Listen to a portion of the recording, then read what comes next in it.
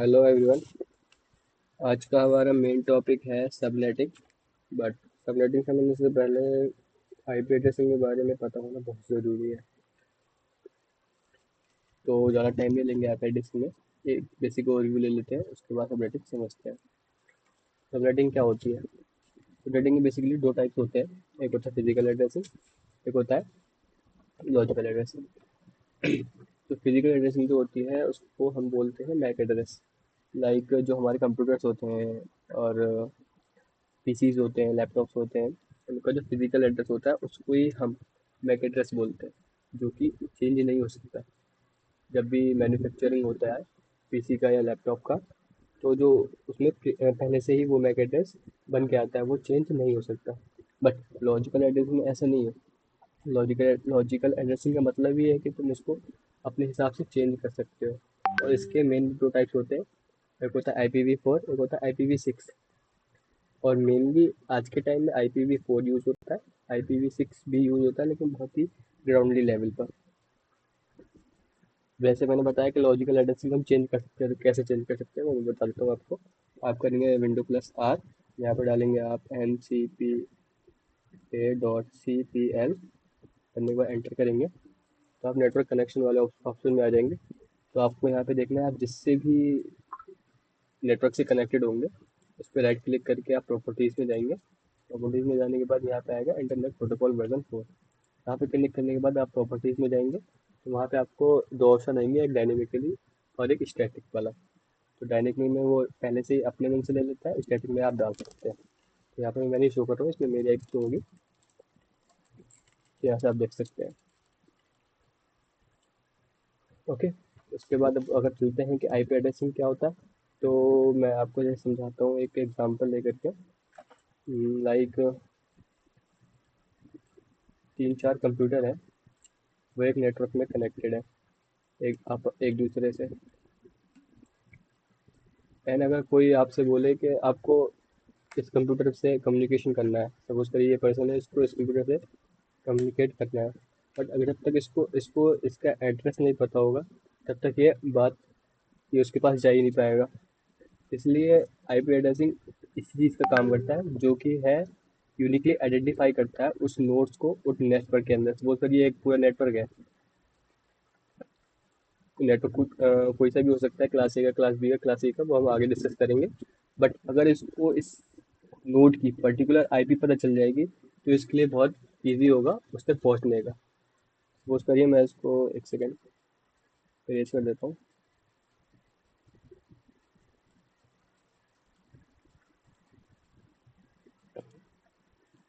अब सपोज करिए मैंने इस पर्सन को बता दिया है कि you have to go to this PC, and इस पीसी की जो आईपी है, इस नोड की जो आईपी है 192.168.1.1 है।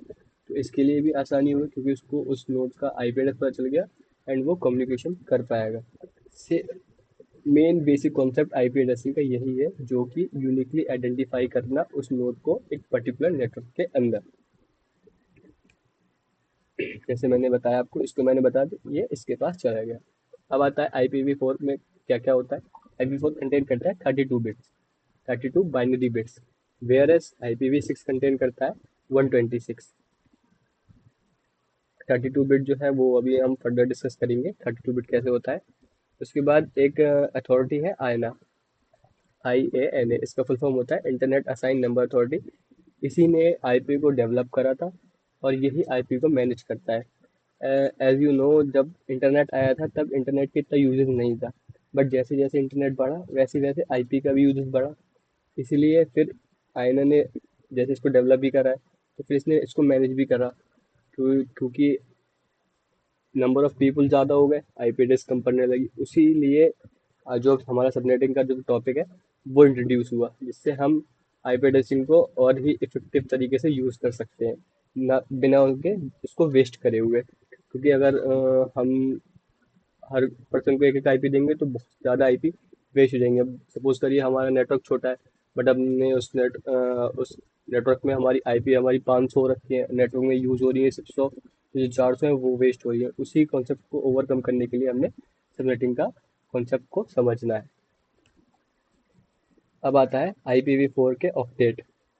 इसमें बेसिकली 4 ऑक्टेट होते हैं, 1 2 3 4, जो कि सेपरेट होते हैं डॉट से, और हर एक ऑक्टेट 8 बिट का होता है। और इसकी रेंज क्या होती है? इसकी रेंज होती है 8 टाइम जीरो से लेकर के 8 टाइम वंस तक। इसको हम बाइनरी फॉर्म में लिख सकते हैं, और इसको अगर हम डेसिमल फॉर्म में लिखेंगे तो 0 से 255 तक लिख सकते हैं। बट डेसिमल फॉर्म में इसको हम इस तरीके रिप्रेजेंट कर सकते हैं। अगर इसको हम बाइनरी में कन्वर्ट करेंगे तो इसका आ जाएगा 11 6 टाइम 0 एंड दिस। ये हो गया बाइनरी कन्वर्जन, ये हो गया डेसिमल कन्वर्जन। और इसका जो एक बिट है वो 1 बाइट जो होता है वो 8 बिट का होता है। समझ में आया होगा थोड़ा बहुत इसके बारे में? नहीं आया तो आगे समझ जाएंगे। उसके बाद जैसे कि यहाँ पे हमने कन्वर्ट कर लिया है इसको, 192 को इसमें हमने कन्वर्ट करा, तो ये कैसे कन्वर्ट हुआ? इसके लिए एक टेबल है जो कि मैंने यहाँ पे आपको शोकेस कर रखा है। इसमें जैसे बताया कि 8 वैल्यूज होती हैं, या तो 0 होंगी तो 1 होंगी 8 बिट की। अगर हमें वो नंबर को बनाना है, सपोज करिए 192 है, 192 बनाने के लिए यहाँ पे वैल्यूज होती हैं 2 की पावर 2 होती है, सपोज करिए 2 4 8 16 32 64 128। अगर हमें 192 बनाना है तो 1.1 और 1 को हम ऑन कर देंगे, 8 बिट में से 2 बिट को ऑन कर देंगे, तो इसकी ये जो 2 बिट के जो नंबर्स हैं वो ऐड हो जाएंगे। 128 और 64 ये दोनों ऐड हो गए तो ये हो गया 192। बाकी की जो 6 बिट बची वो सारी ऑफ रहेंगी। इसी तरीके से हम किसी भी बाइनरी को डेसिमल में कन्वर्ट कर सकते हैं और डेसिमल को बाइनरी में कन्वर्ट कर सकते हैं इस टेबल के मदद से। अब मेन टॉपिक आता है, होस्ट क्या होता है और नेटवर्क क्या होता है। तो जो आईपी एड्रेस होता है, जो 3 क्लास होती हैं, बेसिकली मैंने बताया 5 क्लासेस होती हैं, बट जो ए बी सी ये हमारी वाइडली यूज होती हैं। जो ई और डी है वो पहले से रिजर्व हो रखे हैं रिसर्च के लिए एंड पब्लिशिंग के लिए। तो जो ए क्लास की जो आईपी होती है उसमें 4 ऑक्टेट बताएं जैसे मैंने कि 4 ऑक्टेट होते हैं 8 बिट के। जो फर्स्ट ऑक्टेट होता है वो होता है नेटवर्क बिट का। बाकी के 3 ऑक्टेट कितने किसके होते हैं? होस्ट बिट के होते हैं। इससे हम नंबर ऑफ होस्ट निकाल सकते हैं इन तीनों बिट से, और इससे हम नंबर ऑफ नेटवर्क बना सकते हैं क्लास ए में। क्लास बी में ये इक्वली डिवाइडेड होते हैं, 2 बिट होस्ट के होते हैं, 2 बिट नेटवर्क के होते हैं। क्लास सी में 3 बिट जो होते हैं, सॉरी 3 जो ऑक्टेट होते हैं वो नेटवर्क के होते हैं, और एक जो ऑक्टेट होता है वो होस्ट का होता है क्लास सी का। पहले सबसे पहले हमें ए बी और सी की रेंज पता करनी पड़ेगी कि कौन सी रेंज कहाँ तक जाती है, तभी आगे हम आईपी एड्रेस को अच्छे से समझ पाएंगे और सबनेटिंग कर पाएंगे। तो यहाँ पे आता है रेंज। रेंज कैसे स्टार्ट होती है? जो क्लास ए है उसकी जो रेंज जाती है वो जाती है 1 से 126 तक। फिर उसके बाद जो क्लास बी है उसकी रेंज जाती है 128 से 191 तक। और क्लास सी की जाती है वो जाती है 192 से 223 तक। अब यहाँ पे 127 तो है नहीं, सीधा 126 के बाद 128 आ गया, तो 127 है। एक आईपी होती है 127.0.0 और 1, वो रिजर्व है लूप बैक एड्रेस के लिए, कनेक्टिविटी चेक करने के लिए। अगर हमारा किसी से सपोज करिए हमने, बता देता हूँ कनेक्टिविटी कैसे चेक करते हैं। यहाँ पे आप कंट्रोल+C करेंगे, यहाँ पे डालेंगे CMD, यहाँ पे आएगा पिंग करेंगे www.google.com, तो ये हमारा पिंग हो रहा है। ये हमारी कनेक्टिविटी गूगल से हो रखी है, और अगर हमारी कनेक्टिविटी गूगल से नहीं हो रखी है तो हम इससे कनेक्टिविटी करके देखेंगे कि हमारा इससे कनेक्टेड है कि नहीं है नेटवर्क। ये होता है हमारा लूप बैक एड्रेस के लिए।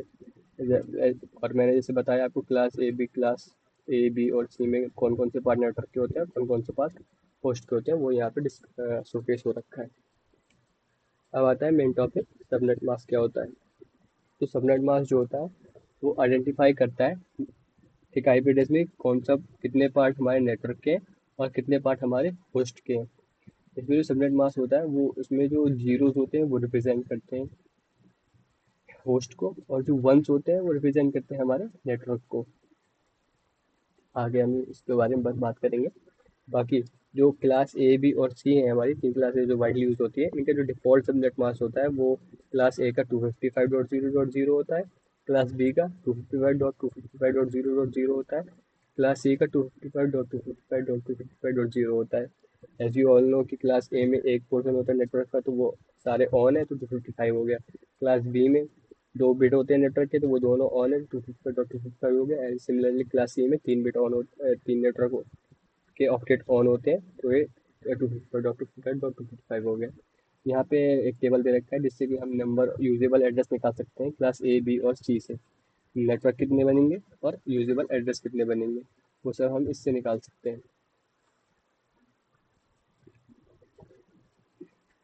अब आता है मेन टॉपिक सबनेटिंग। तो सबनेटिंग क्या होता है? सबनेटिंग को एक एग्जांपल से समझते हैं। पहले मैं बता देता हूँ सबनेटिंग क्या होता है। सबनेटिंग एक जैसे कि सबनेट है हमारा आईपी एड्रेस है, उसको हम छोटे छोटे ब्लॉक्स में डिवाइड कर सकते हैं ताकि उसको हम इफेक्टिवली यूज़ कर पाए बिना आईपी को वेस्ट करे हुए। ये सिमिलर होता है, एक जैसे सपोज करो पिज़्ज़ा है, वो सर्कल में आता है, बट अगर जैसे हम उसको 5 लोग हैं, 7 लोग हैं, उनको खाना हो तो हम उसको स्लाइस में कट कर लेते हैं, तो वो खाने में भी आसानी होती है और वेस्ट भी नहीं होता है। उसी तरीके से सबनेटिंग है कि एक बड़े नेटवर्क को छोटे छोटे स्मॉल में चंक्स में डिवाइड करना। इसमें एक टॉप मेन पॉइंट आता है CIDR वैल्यू। इसको बोलते हैं क्लासलेस इंटर डोमेन राउटिंग, जो कि हमारा काम करता है क्लासफुल आईपी को क्लासलेस आईपी में कन्वर्ट करने का। क्लासफुल हमारी आईपी जो होती है वो जो कि पर्टिकुलर आईपी होती है, सपोज करिए सबनेट मास्क बताया 255.255.0, ये क्लास फुल का है। इसको ही अगर हम क्लास लेस में कन्वर्ट करेंगे तो ये हो जाएगा 192.168, वो सॉरी 255.255.192, ये क्लास लेस में कन्वर्ट हो जाएगा। आगे बताता हूँ मैं इसके बारे में। अब आता है कि हमें सबनेटिंग क्यों चाहिए होती है। तो सबनेटिंग जो है वो इम्प्रूव करता है नेटवर्क की परफॉर्मेंस को और स्पीड्स को, और रिड्यूस भी कर देता है नेटवर्क की कोऑर्डिनेशन को, मतलब आपस में कोऑर्डिनेशन नहीं होता है।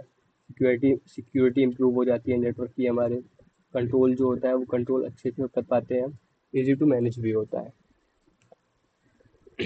अब आता है फॉर्मूला एंड वेरिएबल। सबनेटिंग को समझने के लिए हमें उसके फॉर्मूलाज को समझना बहुत ज़रूरी है, तभी हम आगे चल के सबनेटिंग को अच्छे से यूज़ कर पाएंगे और अच्छे से निकाल पाएंगे। तो जो फॉर्मूला दे रखा है उसमें जो एच होता है होस्ट पार्ट, और एक एन होता है वो नेटवर्क पार्ट होता है। जो एच होता है उसको हम नंबर ऑफ होस्ट बिट बोलते हैं, और जो एन होता है उसको हम number of host bit use in network bit. Network bit से जो होस्ट से जो नेटवर्क बिट बनती हैं उनको हम एन से डिनोट करते हैं। और अगर हम नेटवर्क बिट निकालनी है तो 2 की पावर एन करेंगे तो हमारे नंबर ऑफ नेटवर्क निकल के आ जाएंगे।